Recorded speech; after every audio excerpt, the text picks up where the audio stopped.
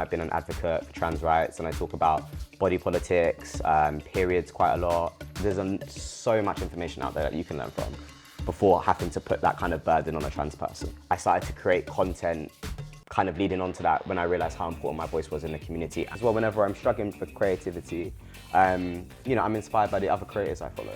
I just got tired of the doors being closed in my face. And then I just woke up I'm gonna open my own window. Yeah, I literally woke up one day and was like, do you know what? I'm gonna do it.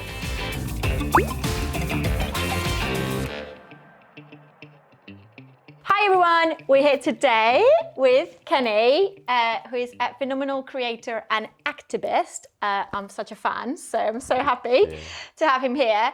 And before we get into all the things that we're going to chat about today, I would like you to introduce yourself a tiny bit, giving me name and pronouns, your age, if you're comfortable with that, where you're from, where you live, one interesting fact about you, and how many languages do you speak? If you speak any more, any other languages that are not English. You're gonna have to remind me of that because that's a long We can go list. one by one. Okay. Name and pronouns. Okay, so hi everybody, my name's Kenny Jones and my pronouns are he, him. Perfect. Age? I am 28 years old. Ooh, on your way to 30s? Yes, soon. 30s are great. Where are you from and where do you live? Born and raised, London. London? Yeah. East London, North, South? Northwest London. Northwest London. Yeah. Perfect. And we can, you know what? I'm getting so many people from like actual London, like born and bred, like Phil and Maya from the other day. She was born in Columbia Road, as in like in the actual street. So I found that amazing. Well, it's just my area's got a lot of community to it. And so I've just never felt the need to leave. You know, I've been brought there my whole life. When my original building got knocked down, we moved to a one nearby. And so it's home. It's home. Amazing. And then one interesting fact about yourself. One interesting fact. Okay.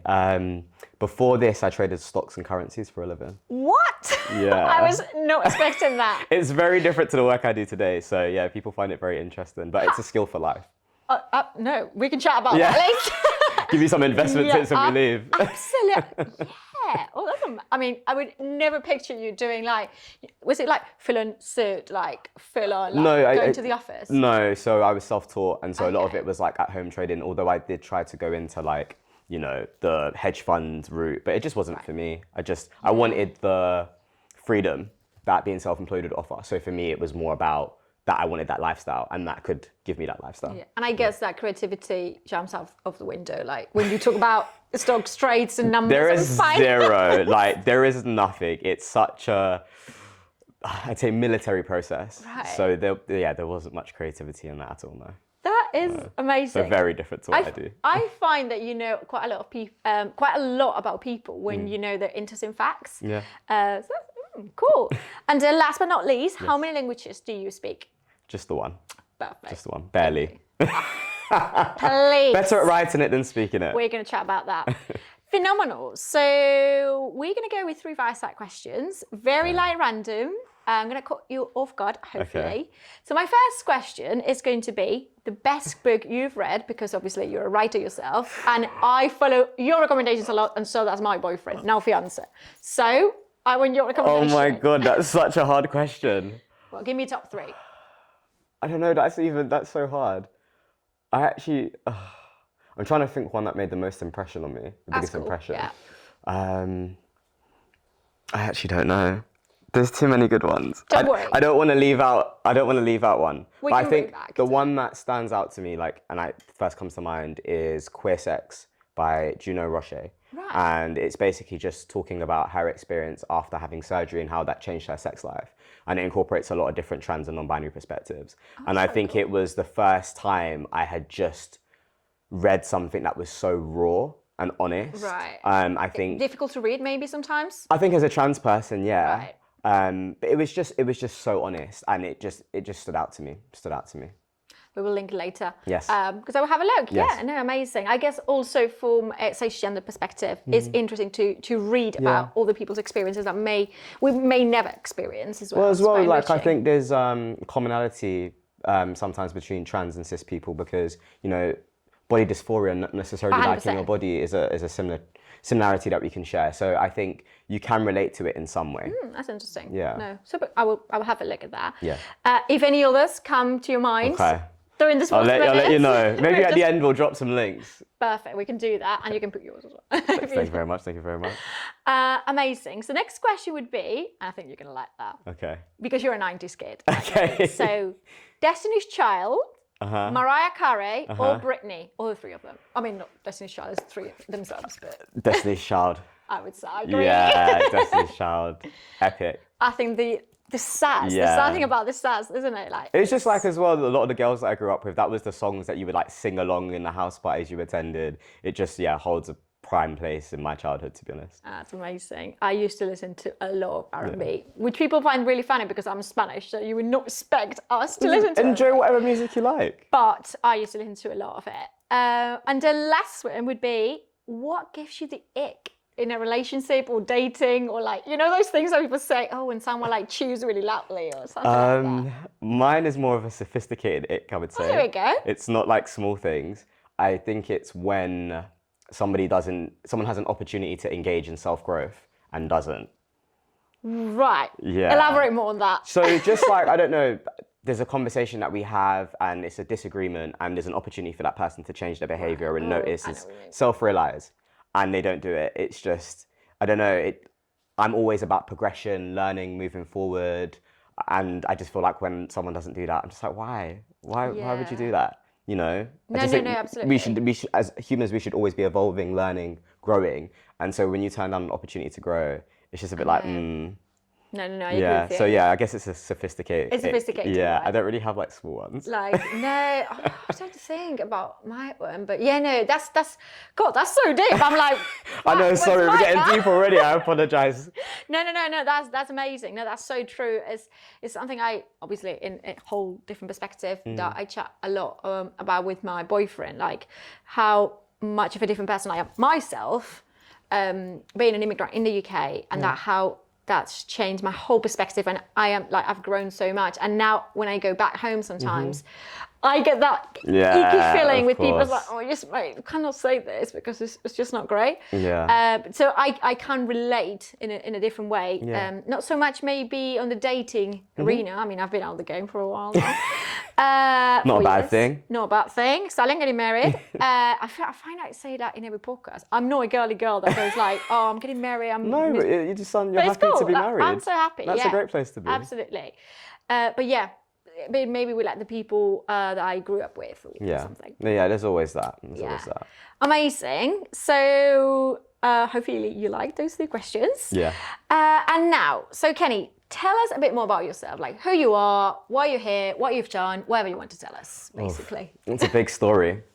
I think to start with, you know, I basically formerly was a model, and I got into modeling essentially as a way to become more confident. I wasn't really confident as a teenager, and my sister just turned around and was like, why don't you just go into modeling?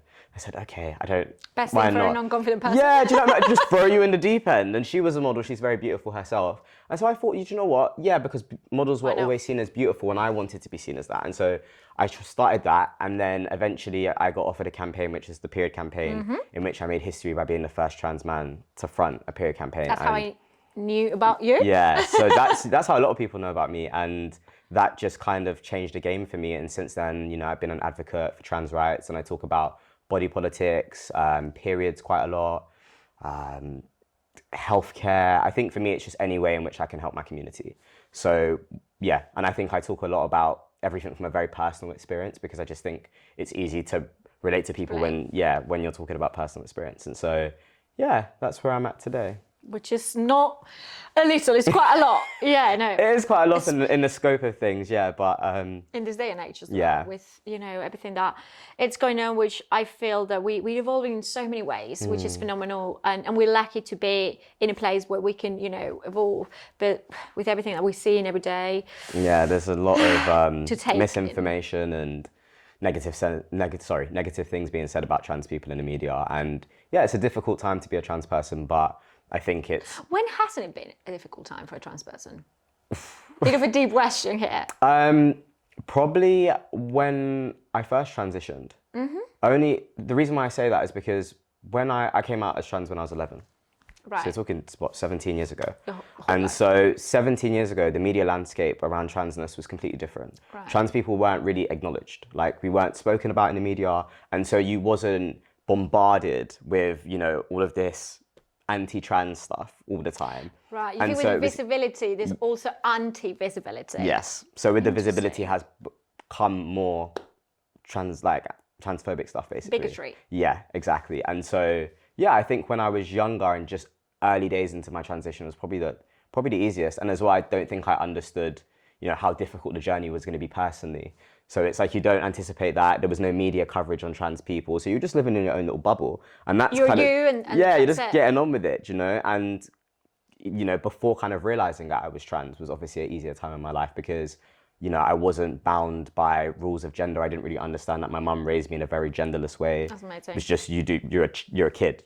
Yeah. Go and Play play, with have fun, whatever. exactly. And then secondary school, that very much changed because I went to an all-girls school. And so gender was very much slap bang in my face. Regardless. Yeah. I think on that, even for a cisgender woman like myself, I've always been confident. I've been lucky enough to be confident both in my body and in my gender and sexual orientation by default. So I've been very privileged in that sense. But I actually think that those like non-co-ed, it's called non-co-ed, like sex, I don't know, segregate. I don't know how to call it because Like it's all been boys schools, all boys all and girls girls, schools, yeah, because we don't really have them in Spain as much. Okay. I always found that incredibly mental because it's like, what's about like, you know, like people need to see other people need to see other realities, people need to be able to make friends with people, not with a boy or a girl, right? Like my best friend to date is a boy. And we met when we were like kids. So would it have that changed like if we went to like different schools? Maybe. Weird stuff. Something to reflect on. Exactly. I would never take my kids to, if I did have kids. Yeah. Fair. Anyway, I really like something that you said, you know, that you talk from your very personal perspective because that's more relatable. And that really ties with what we do, obviously, at The Good Egg, which is influencer marketing, and what you do as well as a living partially. So you are a creator, but you're also an activist. I wanted to tap into that. Like, are you comfortable being called both creator and activist? What came first, chicken and egg? Good analogy. Yeah. Exactly, and not intended. What came first? The advocacy and the activism came first. Right. Because it was because of the period campaign that was the starting point. That was the jump. Because before that, I wouldn't necessarily say I was an activist or anything like that. I was. Now, this goes back to MySpace days. This is where I would say my quote-unquote advocacy started because because I've been transitioning for so many years. I met I was always kind of ahead of a lot of trans guys. So they would message me on MySpace and be like, "Hi Kenny, like lovely to meet you, bro. You know, I'm starting T soon. Like, can I talk to you about some of the changes that I can expect?" And it was just more of a one-to-one conversation, and it wasn't necessarily about teaching cis people about the trans experience. It wasn't anything like that in trans people. It was just helping fellow people. Yeah. And, you know, so I wouldn't say I got a taste for advocacy during that, but I just understood a little bit more. And then came into this world about doing all the period stuff and that campaign took off, I realized how vital my voice was, you know? Right. Because when it got so much PR and so much press, and I remember like being sat there and thinking, this is incredible. Like, so many people are so welcoming. You know, there was lots of women that was commenting saying, I had never thought about trans people and non-binary people even experiencing periods. Like, completely blows my mind. Like, why has this not been talked about? And so, that was kind of what started. And then I started to create content kind of leading on to that when I realized how important my voice was in the community, and also that, you know, I was bringing kind of, I wouldn't say a fresh perspective because there were other trans people talking about that, but it just more, I could bring it in my own way. And I felt like I could really make a difference. So that's amazing. I really did like what it. you said about not educating cisgender people about trans people, but being a support for the community. Because I, again, from a cisgender perspective, I feel, and I am guilty of having done this in the past. I think we've all been guilty about this, expecting trans people to educate ourselves, right? And or you know, and in the same way that when sadly all the George Floyd Black Lives Matter situation movement. happened, a lot of white people expected Black people to educate themselves on on the matter, on the topic, on the issues, and that's something that really, really opened my eyes. No, yeah, of course, if there are resources available and someone Well, can that's the educate thing. me, There's phenomenal. so many resources available Mate, that. mate, Yeah, Google? yeah, exactly. Google's your best friend. It doesn't, it doesn't necessarily need to be you see a trans person, you talk to people and I think the thing that I found difficult growing up was that I wasn't an advocate or an activist in any way. So the idea that you was asking me things about, just because I'm trans doesn't make me a politician in any way. So or your experience is everyone's exactly. experience It's not in a the trans monolith. community. Exactly. Yeah. So yeah, that was quite difficult to manage. But yeah, essentially it's utilize what's out there. There's so much information out there that you can learn from before having to put that kind of burden on a trans person. How do you end up fronting the period campaign? Because that's, as I said, this was like 2017, 2018? 2018. Yes. Yeah. So at that time, we were, in the agency that I was working at, we were working on one of the campaigns I feel most proud about, which was for Public Health England to raise awareness on cervix me testing. Yep. Right. And that campaign was a bit of an eye-opening for me and the team, because they wanted to tap into very different communities. And straight away, what do you think? Maybe Muslim women who may not feel as comfortable going to the doctor if the doctor is not female or blah, blah, blah. Kind of the easy thought, apart from, Western women who would be a bit maybe more accustomed to go to a doctor in this arena.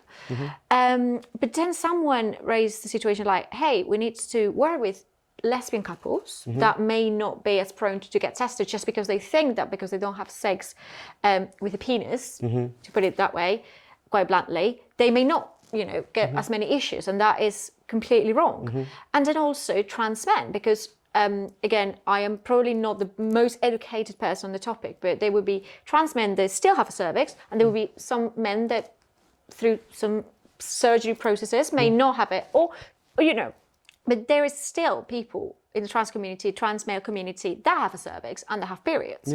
So that's something that, we were like, this is true. And that was for me a catalyst to learn more about trans community. And we were with some trans people as well. And it was so enriching, such an enriching community campaign, sorry.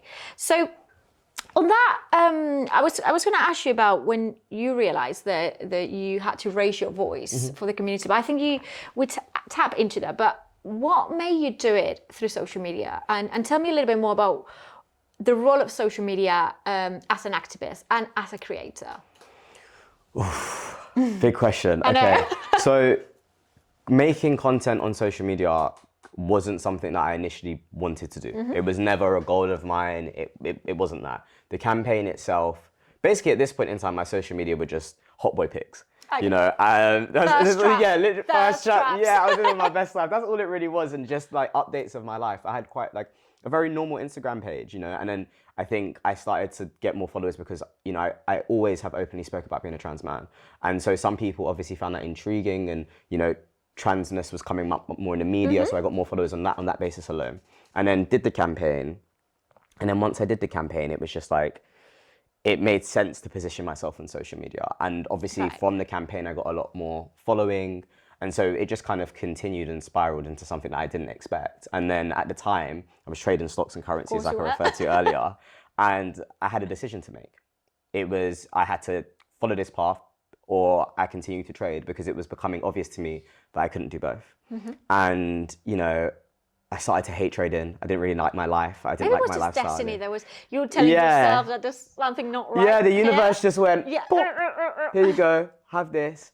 And so that was the catalyst for just to make me push me onto social media. And yeah, I think I started to like it. I started to enjoy social media. I liked the idea of being able to help people in my community. I liked the idea that there was lots of people that would be like, thank you for educating me. And it just felt community. And I've always liked interested in intriguing conversations and people that can be empathetic of one another's experiences. And so I think I was getting a lot of that through social media. I would say, talk about some situation that's happened, getting my cervical cancer screening, for instance. And someone would be like, oh my God, I never considered that. I know that you talk a lot about, sexual clinics and stuff. Yeah, talk about that as well. So yeah, it just made sense for me to do it, and I kind of fell in love with it over time. Although it is very draining. It is very no lie. I was going to tap into that. Yeah, So, it's a lot. of course, I remember that, well, probably when we met last time, I mentioned that my boyfriend, being a classic lad, as you imagine him, he followed you, and he always buys, as I said, all the books about sex because he loves the topic. So I shouldn't be saying this. That's fine. It's all right. And I was like, oh, do you know that Kenny's a trans activist? And I was like, oh, so you've been my boyfriend's first proper approach to male transness. Okay. Which I found really interesting. And now he makes an effort to, I was like, Dan, it's always the destination of gender. I always try to help him a bit with those things. But that's phenomenal because I see that your reach goes beyond trans community and allies, direct allies like myself. I would define myself as an ally. It goes way beyond that. But I'm assuming that you also get a lot of hate. Anyone gets hate by default, but I'm assuming the trans people are an easy target for some bigots. So how do you deal with that? I'm going to be honest, I don't get a terrible amount of hate. That's amazing. I think I'm quite lucky, and I think that is not the case for most trans people. I know. And it's specifically not the case for trans women of colour, specifically black trans women. But I think... Who were the first trans people actually to put a voice, let's say that. They started queer right movement. We owe it to them. But for me, I don't know, I think it's just because being cis-passing, I'm easy on the eye, I would say so myself, handsome guy. So I think as well that obviously it just helps. And You're I think privileged in your own way. Yes, I'm privileged within my transness, and I'm also privileged within my blackness because I'm mixed race and have lighter skin.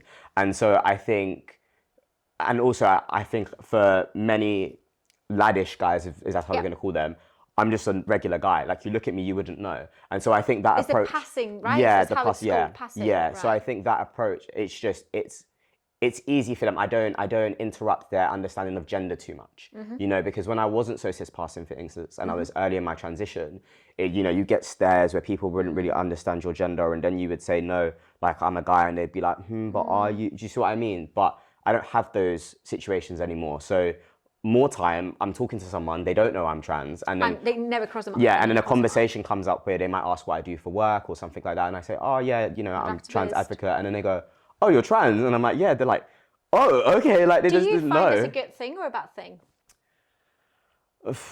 It's a good and a bad thing. Right? It's a good and a bad thing. It's a good and a bad thing because it's to say that essentially there's something wrong with looking trans, and there's nothing. Trans is its own form of beauty, and trans people's goals is not to look to the cis standard. It's not. That's not the case. We're just. And I think a person should look how they feel comfortable. Yes, they should look how they look, and you don't actually have an option of, if you take gender affirming treatment and take hormones, you don't have an option how that affects your body.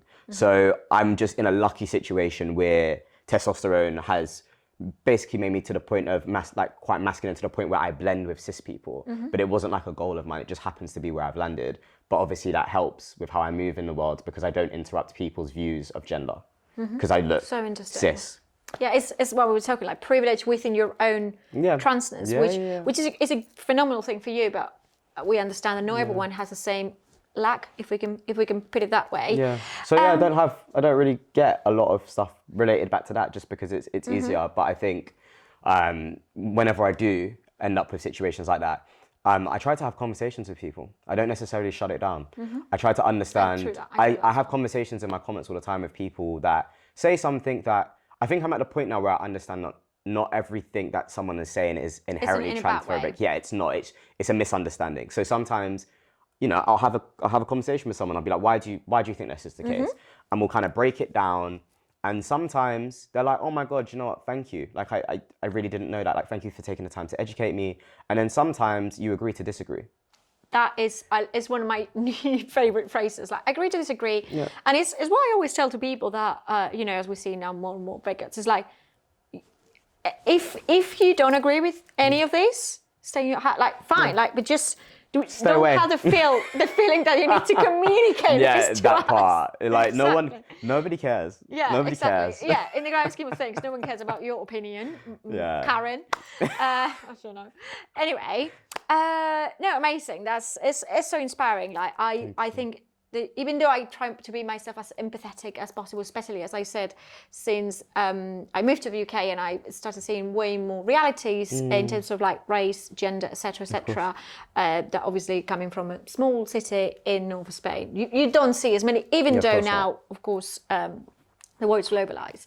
But I wanted to touch a bit more into creativity because that's something that I'm realizing that really touch on everything I do in my life personally. And I see that it touches other people's lives as well in some shape or form. You could be a police officer and still use creativity to solve your crime. So I think creativity is very intersectional, if we can use that word for this.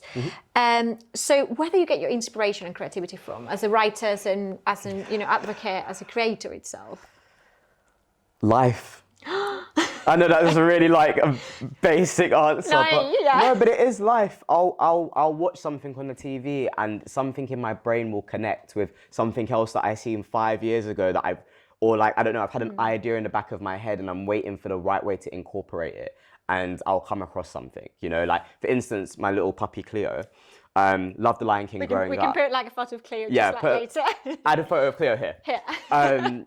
So love Cleo. Second I got her, I thought she just reminded me of like a lion cub, and I loved Lion King growing up. So I made like a meme video for social media of just like holding up like the Lion King situation. And so sometimes it's just something connects from way back, and it comes back. It just kind of circles around. But I think as well, whenever I'm struggling for creativity, I'm inspired by the other creators I follow and how they manage to creatively see. I think for me, I don't know about yourself, being in the kind of influencers. Exactly. We've seen people have to be more creative and get people's attention more because you can't just do so much like basic talking to the camera videos. So 100%. For instance, there's a friend of mine that's signed to 16th, Tara, and she pole dances. Tara's a friend of mine as well. Yeah, there we go. And she pole dances whilst, talking Tara's about whatever brilliant. issue I used that to work with about. Tara, actually. Did you? Yeah. She's fantastic. For her. So she's fantastic. Yeah. But, she's a prime example of how you've had to get creative, and then you've seen, get on YouTube, Get Ready With Me makeup videos where they're discussing, I don't know, something can do in their makeup. So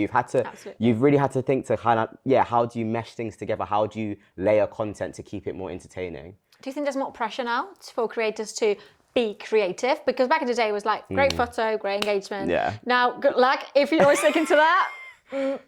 There's definitely pressure. I think that what you're going to see over the next 3 years is the content creators that are able to give the most value in let's say a reel, for instance, the most value, use the higher quality content, and can layer the video in sense that like when you're talking, I don't know, you're pole dancing or whatever. I think those creators are they're gonna squish through a tunnel and they're gonna pop out on the other side greater. And I think the content creators who don't necessarily put in that much effort are just gonna fall behind. The engagement is not gonna be, as high. And, social media, specifically Instagram, have made a lot of changes to how it works. And so as a creator, you're constantly trying to keep up with the changes to the algorithm, as well as be top tier in your industry or category of whatever that is. So, it's difficult. And I think for me, my focus is what we just discussed, but ultimately having a better relationship with the people that have always followed me. How can I provide more value to them? How can I interact with them more? Because I think that when you tap into your loyal audience and you grow with them and they're a part of your life and you have that relationship, those are going to be the people that go and buy your book when you write it. Those are going to be the people that go and watch your movie when you star in it. The people that kind of fall and come when they want to. Yeah, arrive, from somewhere else. Yeah, exactly. Those aren't the people that are, they're wonderful as well, but they're not your core audience. And so for me, it's about focusing on those people that I go back in my Insta DMs and I see they've messaged me 4.5 years ago and they're still messaging me today. That's me. No, but honestly, whenever I check my DMs, the first thing I do is I look back to the last conversation I've had with the person. And it might be something like they said, I don't know, I recently went for a breakup. And I'll message them. It might be 2 years later and I'll be like, how are you feeling? Going? Oh, that's so cute. And so, but, for me, also, it's just the kind of person I am. I want that relationship with my followers. That's important to me. In the same reason why I've always said that for as long as I possibly can, I will always keep my DMs open and I will always respond. As long as it's manageable. And obviously there's respect. And Tara actually talks a lot about that. Like sometimes, because she gets really frustrated with all the dreadful comments that she gets from stupid people. Sometimes you can, get affected. And if you open that door. Yeah. You can actually, you know, I think you need to protect your mental health as well. I'm a big mental health advocate myself as an entrepreneur, because I think we need to speak up as well. In the same way that, of course, you are an advocate for your community. I think as entrepreneurs, you know, like, hustle culture and blah, blah, bollocks. But anyway, I think, it's good to be close to people. I think I always say this when clients go like, so we want this CPM and these numbers and this performance. I'm like, mate, you're talking to a person here. This is not Meta's ads, you know, manager. This is a person that may get ill today, that may have an issue with their parents. So it's not about numbers. But at the same time, you also need to put boundaries, I guess, with your audience, because if not, it can get heavy. I think like I do definitely put boundaries in place. I think it just depends on, you know, for instance, one of the rules that I have is that I'll never discuss something on Instagram that I haven't worked out in therapy first. That's my golden rule. And the second rule is, if I don't like the way that someone's engaging with me, I won't engage with them moving forward. That's just it. So, and then obviously you've got Instagram tools that you can filter out certain comments. So you can kind of like, filter protect out some. yourself. So there are tools that you can use to help to ensure that you're having the greatest experience on these apps. But essentially, it's a part of what I signed up for. And I have to you can't get the good without the bad. And so for me, it's just about how do I minimize the bad experience. So you can get the most of it. Yeah. No, that makes So that's, sense. that's what I focus on. And I think now we really want to talk about something that obviously I'm more close. Okay. It's closer to my world, let's say, which is entrepreneurship. I say these words so badly. It's a tongue twister. It's a tongue twister. Even I say it wrong. Like, trust me, it's a big word. So bad. But anyway, obviously, I am an entrepreneur myself. But tell me more about that journey, like from creator, advocate, activist, trader. Yeah. Here we go. Jack of all trades, into being an entrepreneur and deciding to put your money where the mouth is in this very particular case, because you advocate a lot about your trans, I wouldn't say situation, I would say your trans life, making it, I would say that you make it less dramatic, because you just show your life, right? Yeah. And how that's led you to decide to go like, okay, I'm going to get myself into this lovely, ironically, entrepreneurial life. I've always been an entrepreneur. Right, at heart. Yeah, always been an entrepreneur. You know, I was probably those kids, if I was in America, that would have a lemonade stand. Like that's me through and through. I used to sell like chocolate things. I love that. Listen, hustle. Yeah, like I remember I used to buy sweets from Poundland and sell them in school for more. Do you know what I mean? You buy the multi-packs. And so I always had that hustle kind of mentality about me. And then I went to college and I would buy snapbacks from abroad and I would sell them in college and make a small profit. That time when everyone was wearing one of those, right? The cool period when snapbacks were the ish. And then, what else did I do? Started a clothing brand that I really liked, and then I started to learn kind of about sustainability and didn't think it was the right move, so I stopped that. And it's good to know when it's not the right time. Yeah, it wasn't the right time for the business, and as much as my heart was in it, I didn't see any longevity in it. So I thought that this was a great experience, I've learned from it, but I no longer want to invest money and my time into it. So I stopped it with the idea that I would eventually turn the name into something else, and I'll recreate it at a later date, because literally I have a book that is just ideas. Anyways, so the company that I'm starting at the moment is a period underwear company. Exclusive here? Yes, it is an exclusive. Yes, it is. I feel a bit like I'm in an ITV or something. No, not at all. So it's a period underwear company specifically targeting trans men and plus size people. Ooh, so it would be the first of its kind in terms of I'm making a period underwear specifically for trans men that has a packer. Because you know, for body some dysmorphia. For some trans, exactly. It's about kind of solving that body dysmorphia aspect.